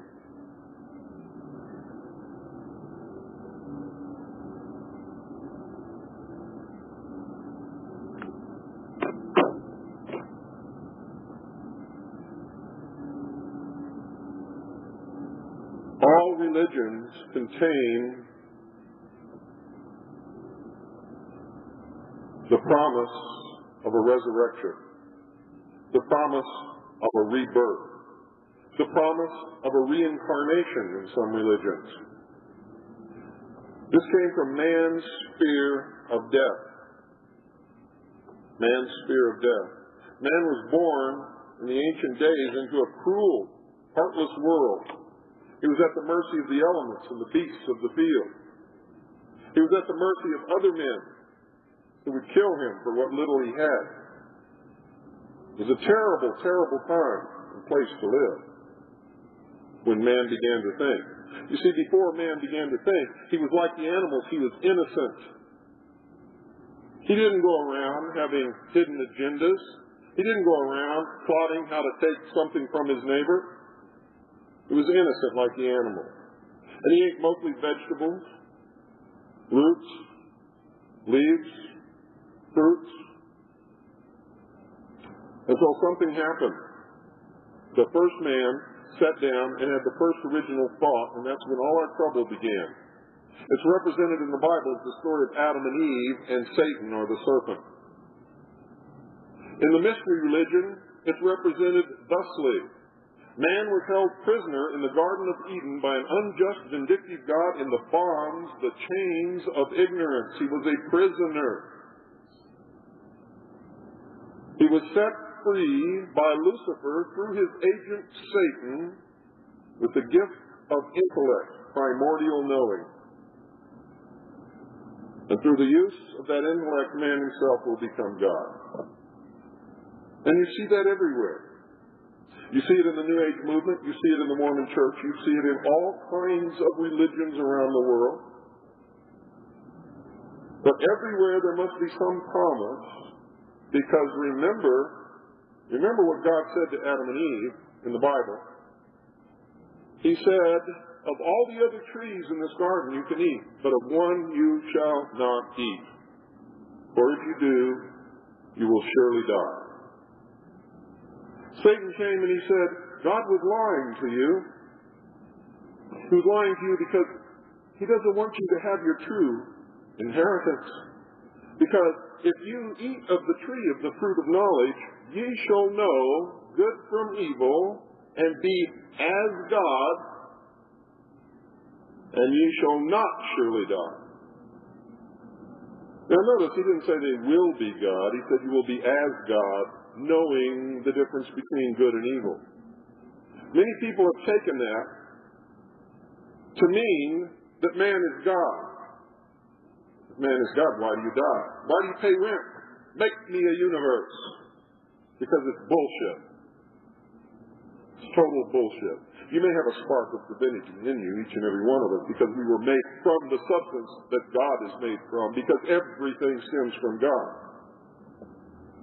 But no human being is, or ever has been God.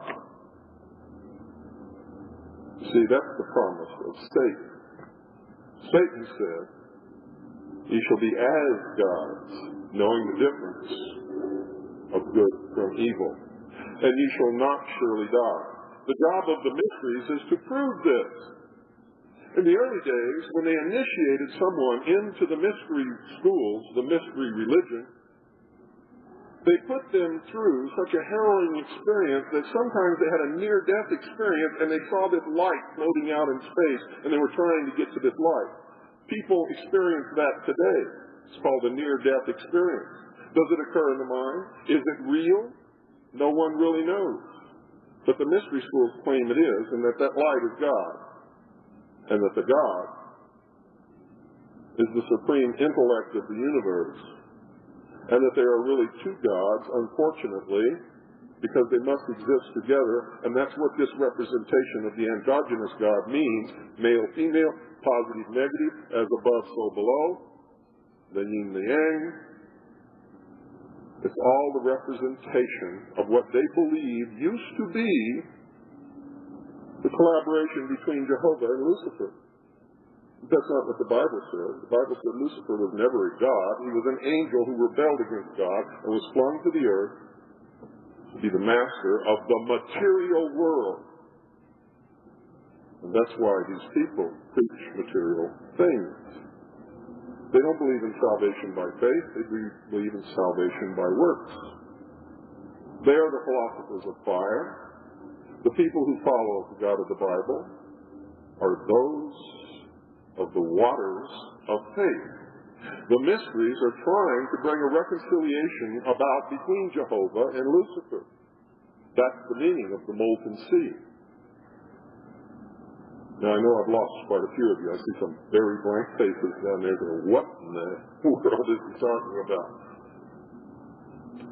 You see, there just isn't enough time to get into the very nitty-gritty of this and bring you up as I would someone starting from the beginning if I had unlimited time. And that's what workshops are all about.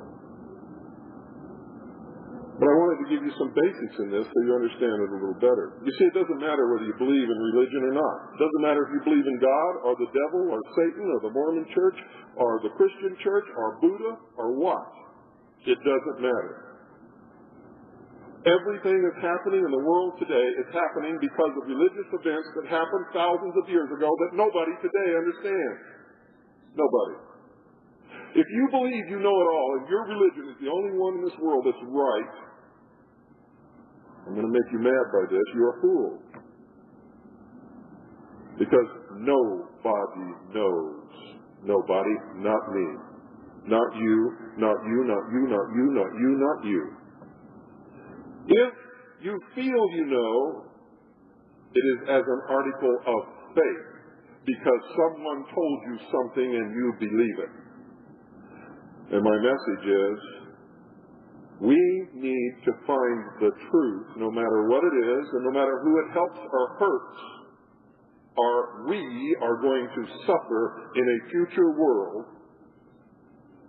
as slaves of someone who's smart enough using technology that exists today to make us believe what they want us to believe to further their own hidden agenda.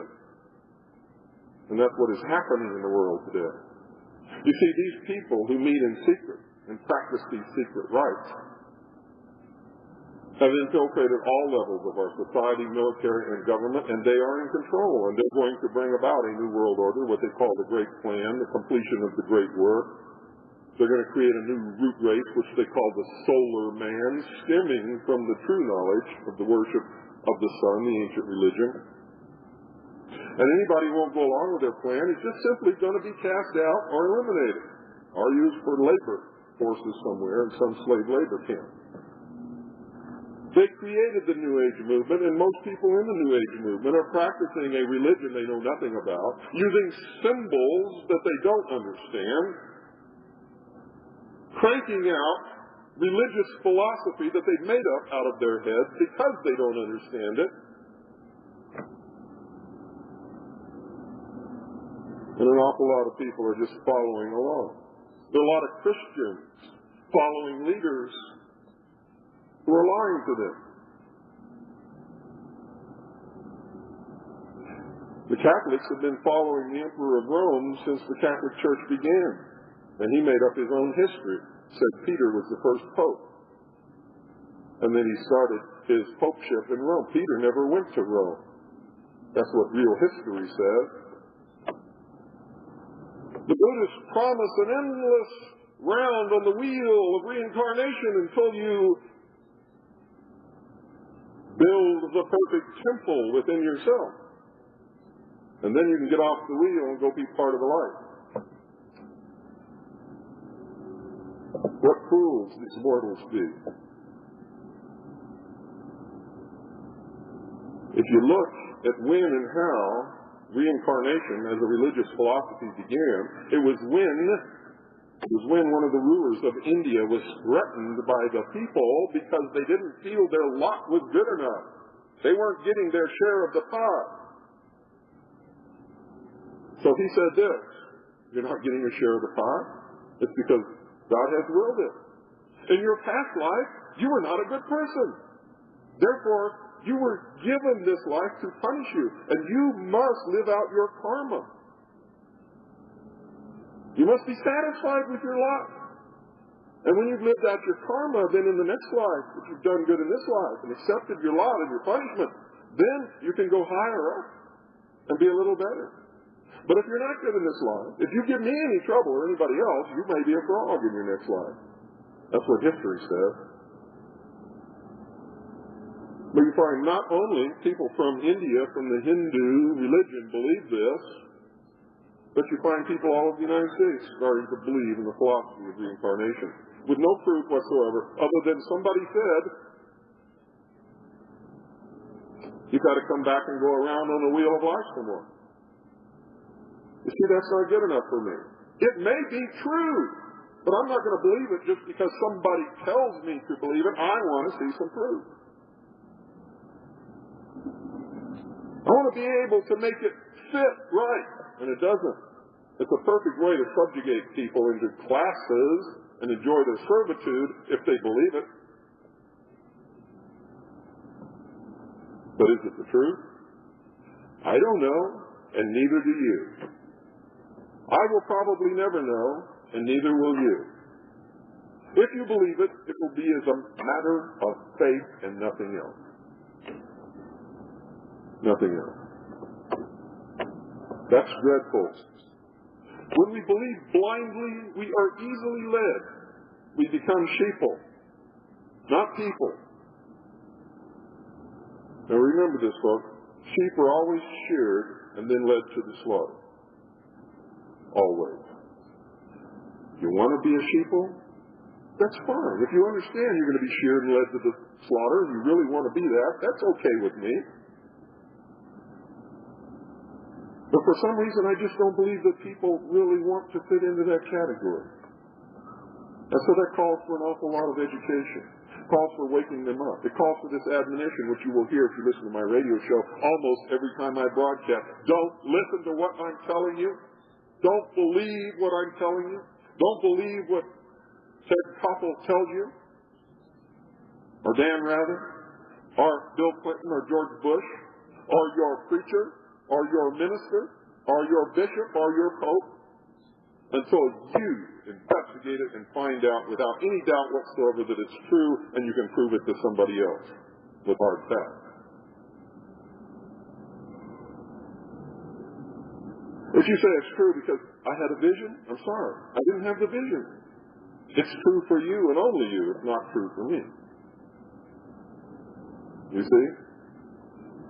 I also believe wholeheartedly 100% in the Constitution of the United States of America, and that is everyone is entitled to have their own religion and worship at the altar of their choice, and I will fight and die for that, because I know this just as sure as I know I'm standing up here in front of you today. But if I don't give you that right, I don't have that right. And if you don't like my religion, you'll take it away from me. And yes, I do have a religion. And it's my religion. And it's nobody else's business, just like yours is not my business. But we all have to understand that no matter what we believe, we are a prisoner of our beliefs. Prisoner. In the literal meaning of that word. We must learn to open our mind and not believe anything until we put it through every test. And I mean that literally, every test, and it passes every test. You know why they killed Socrates, don't you? Or actually why he had to take the cup of poison?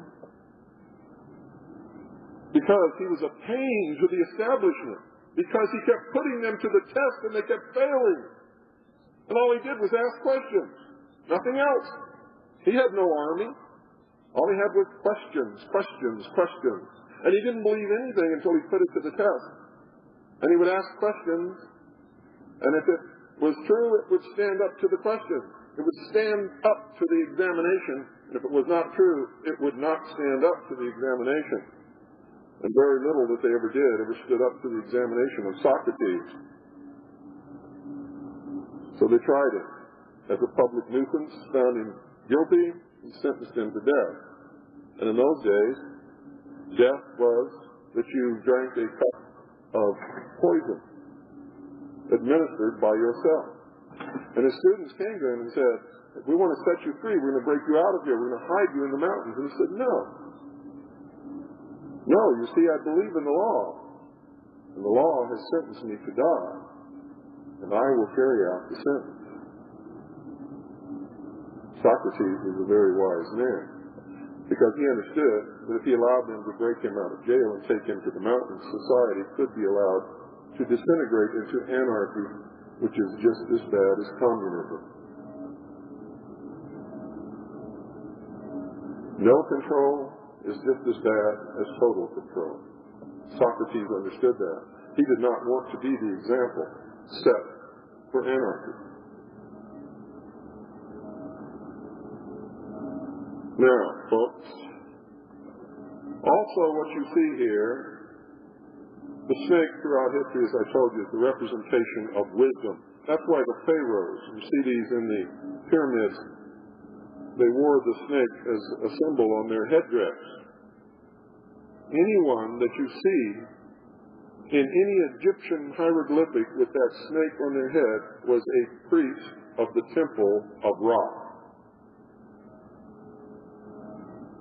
They were the wisest, most well-educated men in Egypt. And some of them were women. But they always had their separate societies, and they were always secret.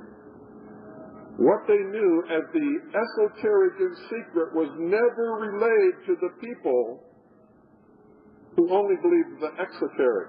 You see, the people who misinterpreted the symbology and the preaching that was given to them by the priests of Amun-Ra really did worship the sun. Whereas the priests knew that the sun stood for the power of God, the people thought the sun was God.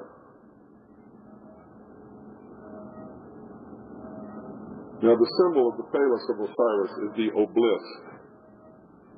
I'll draw one for you so that there'll be no doubt as to what it looks like.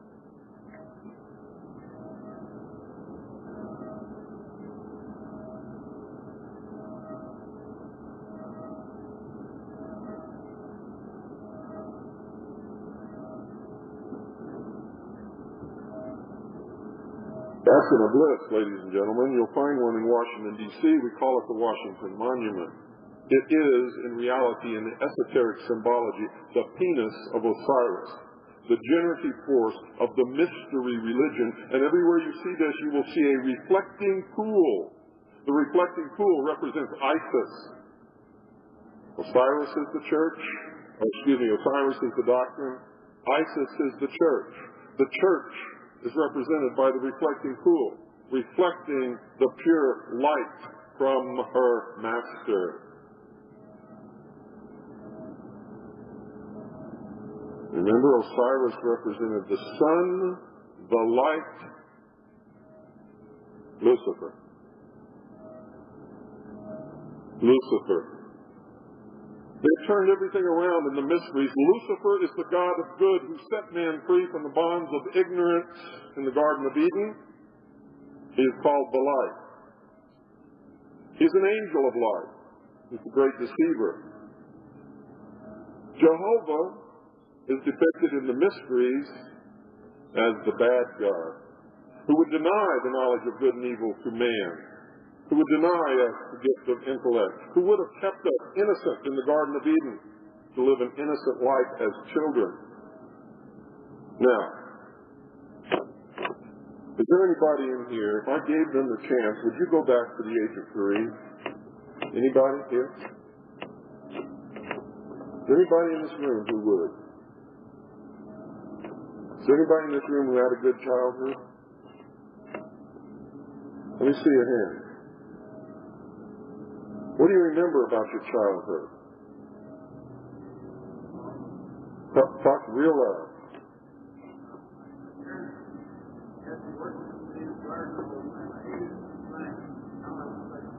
Now you wish you could go back. And this is a perfect analogy. His parents had him working in the garden all the time, and he hated it then, but now he wished he could go back. And you can say that about mankind in general. God had us working in the Garden of Eden, and we hated it then. We didn't know how good we had it. Now we wish we could go back. And the truth is we can't. We can't. We're not innocents anymore. Remember when you were a kid and you wanted to be an adult? And when you found out what it meant to be an adult, you wanted to be a kid again? That's what I meant last night when I said we spend 21 years of our life waiting to become an adult and be responsible and be able to sign contracts without anybody else having to sign or having to ask anybody. The problem with becoming an adult is really only two. I started to say one, but that's not true. There's two. One, you lose your innocence, which is a great loss for all of us. And two, you really do become responsible, and we all spend the rest of our life fighting that. Because we don't want to be. You know why there's not more people in here listening to what I have to say today? Because they know that if they hear the truth of what's happening in this world today, they must be responsible to do something about it, and that they will resist at all costs. I've had several people come by my booth and said, Bill, I know what you're trying to do, but I don't want to know about it. And I said, that's okay, I understand. Just keep on walking. And I do, I understand it perfectly. You see, these men who think they're going to create the perfect world through their meetings in secret and their mystery schools and their elaborate perversions of the true religion throughout history, with their creation of all these different churches, and then they're hacking them up into little pieces so man can never know the truth.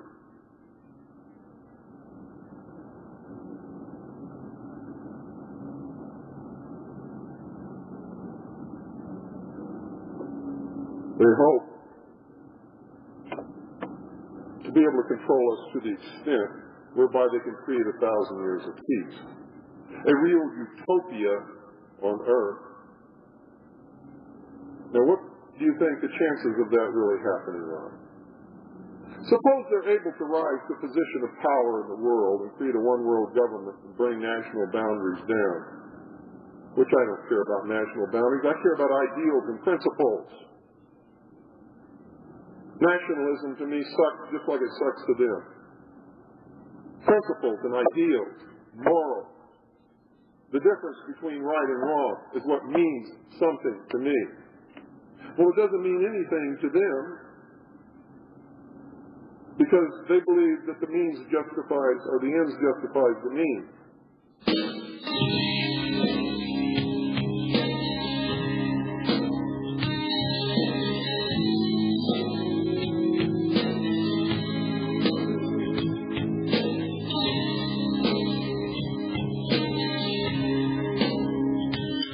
Good night, and God bless you all. Everybody knows the dice are loaded. Everybody rolls with the fingers crossed. Everybody knows that the war is over. Everybody knows that the good guy's lost. Everybody knows the fight is fixed. The poor stay poor and the rich get rich. That's how it goes.